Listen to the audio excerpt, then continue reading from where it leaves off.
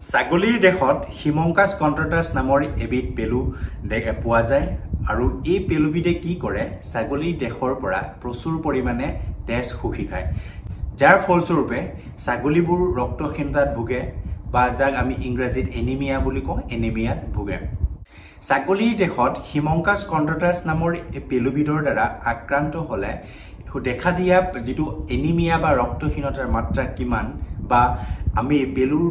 dose দিব লাগে নে নালাগে সেই বিষয়ে এটা অতি সহজ পদ্ধতিৰে আমি জানিব পাৰো আপোনালোকেও নিজে চেক কৰিব পাৰিব অতি সহজ পদ্ধতি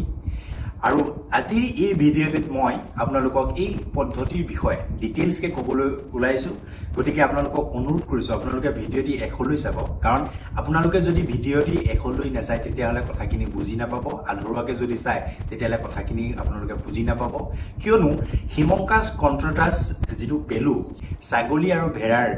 প্ৰচুৰ পৰিমাণে ক্ষতি সাধন কৰে গতিকে প্ৰত্যেকজন ছাগলী পালকে সেই কথাটো জনাটো দৰকাৰ যদি আপোনালোকে বাণিজ্যিক ভিত্তিত বা লাভৱান ব্যৱসায় হিচাপে ছাগলী পালন কৰিব বিচাৰিছে তেতিয়াহলে সেই কথাখিনি আজি মই যেটো কথা আপোনালোকক ক'বলৈ গৈ আছো সেই কথাখিনি আপোনালোকে জনাটো অতি দৰকাৰ গতিকে আপোনালোকে ভিডিঅ'টি স্কিপ নকৰাকৈ এখলৈ চাব আৰু যদি কোনোবাই নতুনকৈ মোৰ ভিডিঅ' চাবলৈ আৰম্ভ কৰিছে তেতিয়াহলে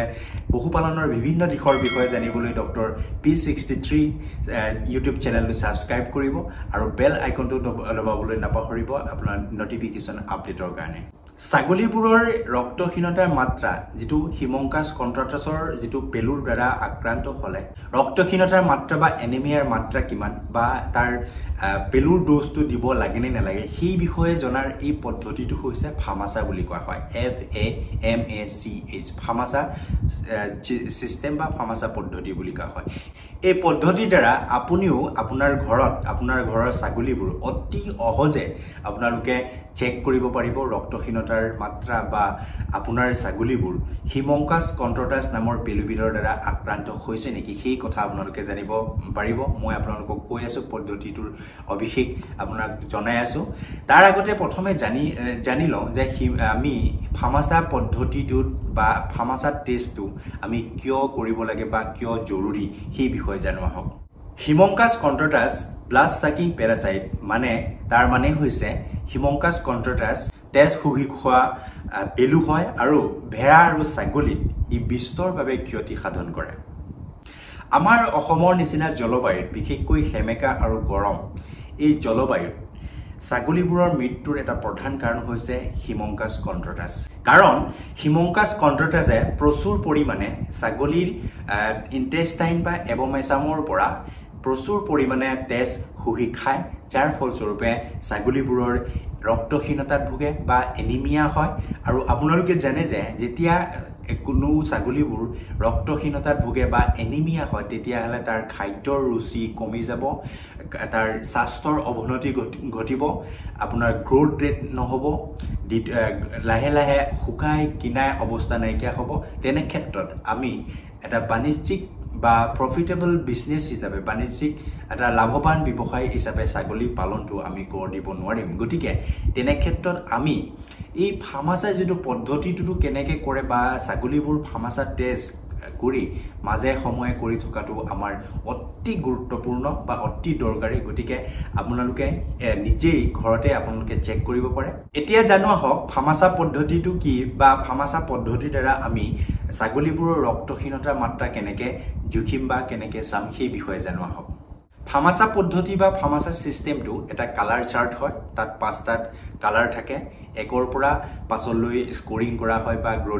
গ্ৰেডিং কৰা আছে আমাৰ কালাৰ যেটো দিয়া আছে সেই কালাৰ চেঞ্জটো কৰি পিনি আমি তাৰ ৰক্তহীনতাৰ মাত্ৰা আমি জুখিব পাৰো বিশেষকৈ আমি কি কৰো ফাৰ্মাচা পদ্ধতিত আমি ছাগলীবোৰৰ চকুৰ পটাটো চাওঁ এই চকুৰ পটাটোৰ যেটো স্বাভাৱিক ৰং বা নৰ্মেল ৰং এই ৰংটো হৈছে আপোনাৰ ৰেডৰ পৰা পিংক হয় কিন্তু ফাৰ্মাচা চাৰ্টত আপোনালোকে চাব এটা ইজি হয় ফাৰ্মাচা চাৰ্টটো আপোনালোকে গুগলত টাইপ কৰিব ফাৰ্মাচা বুলি FAMA CH বুলি টাইপ কৰিব তাত আপোনাৰ এটা ইমেজত সিলেক্ট কৰিব ইমেজত চাব তাতে চাৰ্ট এটা এখন আহিব এই চাৰ্টত কালাৰ থাকে আপোনাৰ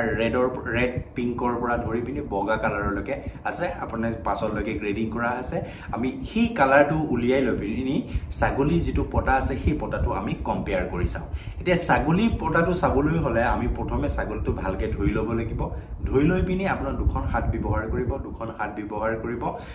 আপোনালোকে প্ৰথমে চকুটো ঢাকি পিনি অলপ ভিতৰলৈ লাহেকে প্ৰেসাৰ এটা দিব প্ৰেসাৰ দি পিনি আপোনাৰ বাহিৰলৈ এটা পুল কৰিব স্কিন মানে যেটো পটাটো পুল কৰি পিনি আপুনি এক্সপোজ কৰিব ভিতৰৰ যেটো পটাটো এই চকুৰ পটা এই পটাটো এক্সপোজ কৰিব তেতিয়া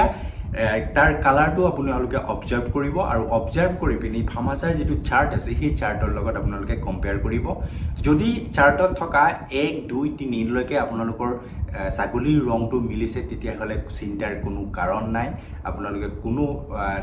নিশ্চিন্ত মনে থাকিব পাৰে যে হিমংকাছ কন্ট্ৰাটাছৰ দ্বাৰা আপোনাৰ ছাগলী আক্ৰান্ত নহয় কিন্তু যদি 4 বা 5ৰ ফাৰ্মাচাৰ চাৰ্টত থকা 4 বা 5ৰ যেটো কালাৰ সেই কালাৰটো যদি ছাগলীৰ পটাৰ যেটো চকুৰ পটাৰ যেটো ৰং বা কালাৰ মিলি গৈছে তেতিয়া হলে আপোনালোকৰ চিন্তনীয় কাৰণ তেতিয়া আমি ভাবিব পাৰো যে হিমংকাছ কন্ট্ৰাটাছৰ দ্বাৰা ছাগলীবোৰ আক্ৰান্ত হৈছে বা